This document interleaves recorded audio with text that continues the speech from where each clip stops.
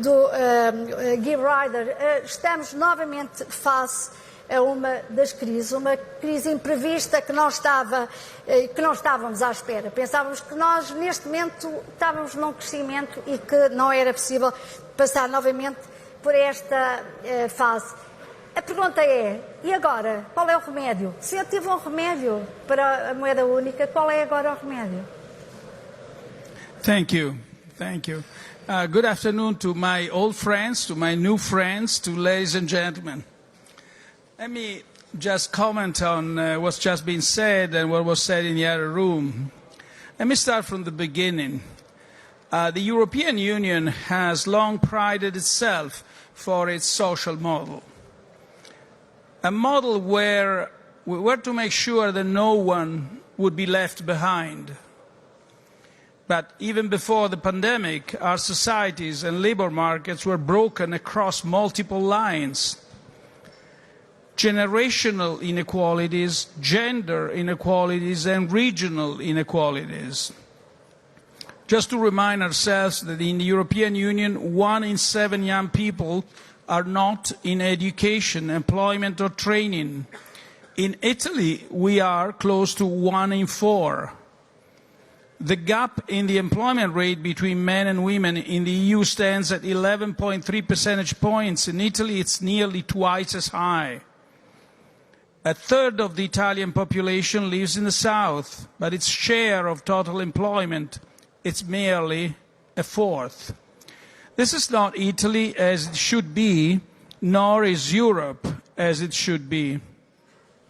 And as it was said just before, the COVID-19 has deepened these divides. And who paid for this were mostly women and youth. Of course, this has historical and cultural roots, and the COVID only exposed institutional and legal flaws which pre-existed.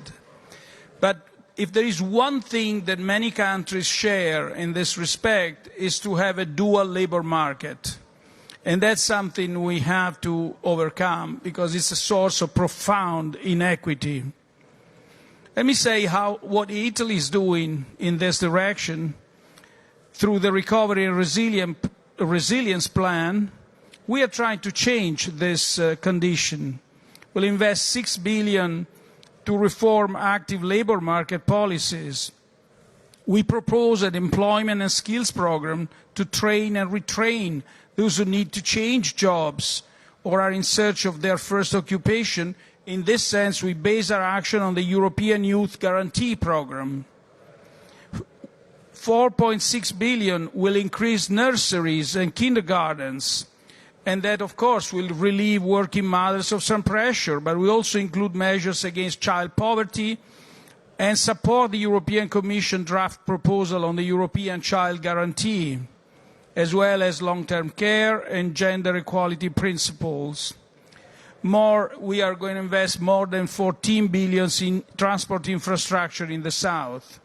But most importantly, and not about money, the whole recovery plan has a conditionality clause all across all these investments, encouraging companies to hire more women and youth. And it's going to be taken seriously. That's why it's called conditionality clause. We've got to be more inclusive because, as President Costa said before, inclusive societies are resilient. Not inclusive societies are fragile. But we also know that national policies are not enough. We welcome the Commission Action Plan on the European Pillar and Social Rights, and they combine the single market with a more sustainable and equitable growth strategy. Let me be specific on this. All this is very good. I think we all share that, but we have to make one step further. We have to enshrine the pillars, targets and milestones in the European semester. So there is going to be monitoring, continuous monitoring on this. Am I running through time? Let me only make one more point. The macroeconomic... Muito rápido. Muito rapidamente, very, very quickly. I'm going very quick, yes, very quick. I haven't touched on macroeconomic policies. 2 points here. Let's make sure we don't withdraw fiscal support too early. And let's make sure that the SURE program of the European Commission stays in place. Thank you. Thank you very much.